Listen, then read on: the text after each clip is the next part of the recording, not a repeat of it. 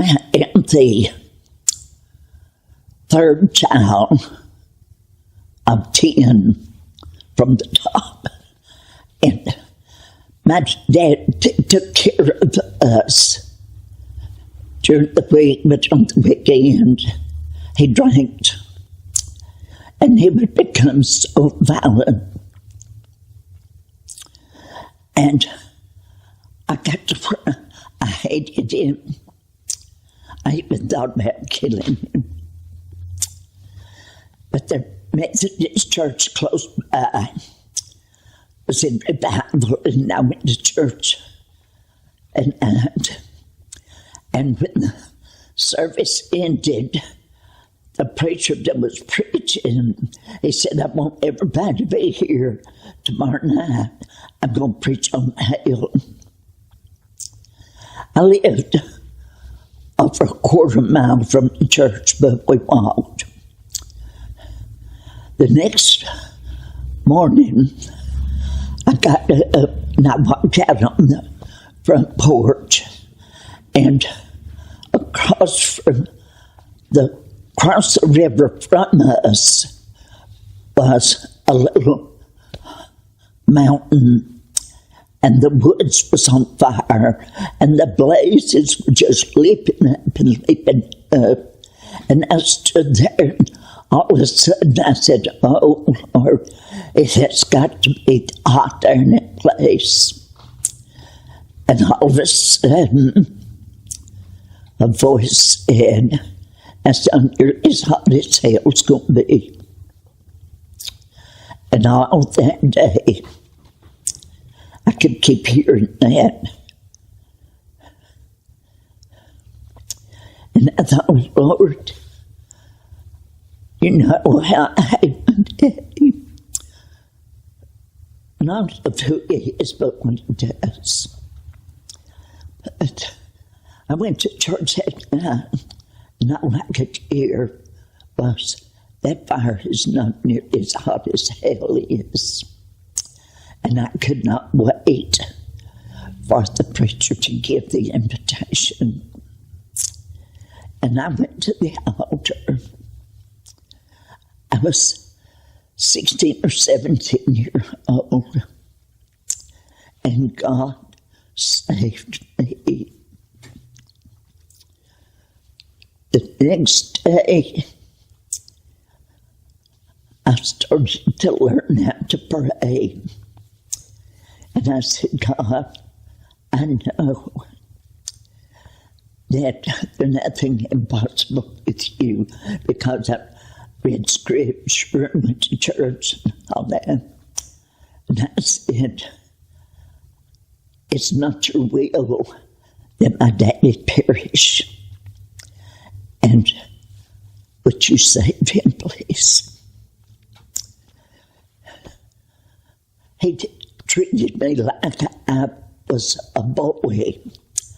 I had to go on the farm, I had to plow with a mule, not a tractor. Wear a dress, barefoot. But you know what? I was happy because everybody in the area lived just a lie. But he was going to make me go and plow one day. And I was in bed sick. And my mother told him I couldn't. Oh, he became so angry. And I lay there on my sick bed, and I thought, I can't take this anymore.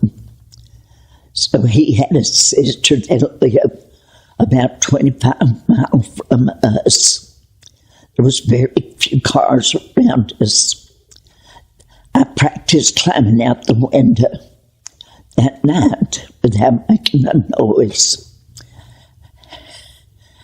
And after everybody went to sleep, I climbed out the window with just the clothes on and no shoes. I walked a quarter mile, and this young man carried me to my daddy's sister's, and I lived there with her a while. I did not see my daddy for a long time, but I did see my mother. And it was in November, it might have been 6 years after I left home. They was having a family reunion on my mother's side at my mom and daddy's house. And my uncle said, "You're going to go." He said that your dad won't bother you. He was down at the fireplace shoveling out ashes. I walked up behind him and put my fingers over his eyes. He looked up and he said, he smiled. He said, "Are you ready for your whipping?" I said, "Yes, sir, if you're big enough to give it to me." And we started laughing. And we became great friends the rest of his life. And I would just like to tell my daughters, I love every one of you. You've been in church all your life. As soon as you was born, sometimes I would go 3 days after you was born to church. You've been there. Your daddy pastored everywhere he pastored, everywhere he preached. You went. I laid you on the bench beside me. Nobody, you didn't cry. We always had a quiet time, and I have met so many precious people over the years, and y'all have too. You have friends. I just want you to just keep putting God first in your lives, and you won't have to worry about anything else. Just turn everything over to God.